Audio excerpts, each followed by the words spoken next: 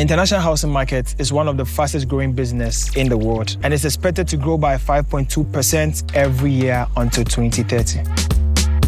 Most houses today are built to the international standard of concrete houses. So also, that's how most buildings are built here in Ghana.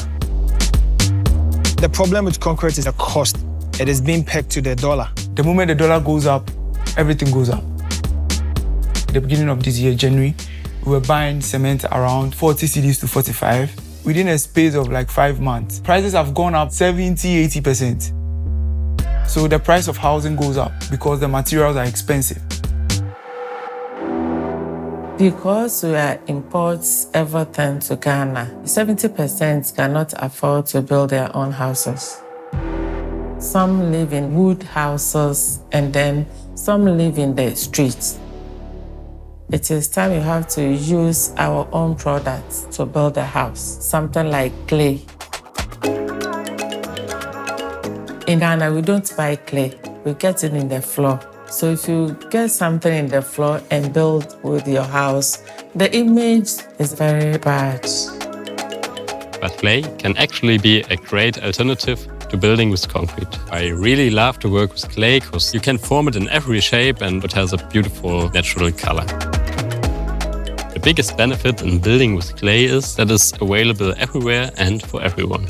And also, it's fully recyclable. So you can use it one day for one house, remove it and put it in another house another day. Ghana has a long tradition of building with clay. The Ashanti fetish houses exist for 200 years. It's a good proof that clay buildings are very durable and last long. Most people in Ghana associate the clay hut with the housing for the poor people. What we want to do is create a mud house which is nice and modern for every people here.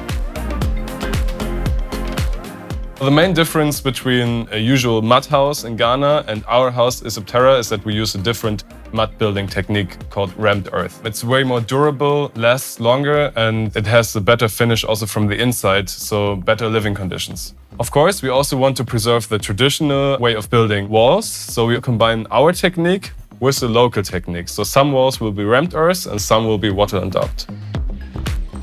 Our clay hut has a more modern style. The windows are really nicely made. It's a very modern roof, and also the finish has some really nice connection just to the earth.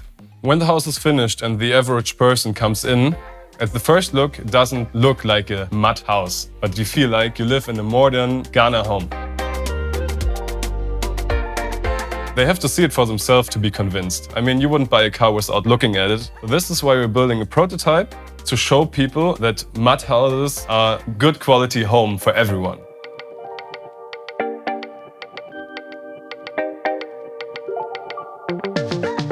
Our first phase is to build the prototype of the house, to convince people that clay can also look nice and is not a poor man's building material. In the second phase, we want to create a space with different buildings and show our vision. Right now we are in Ghana in the western region, in Butre. We really want to show the local community that we want to take part in their community.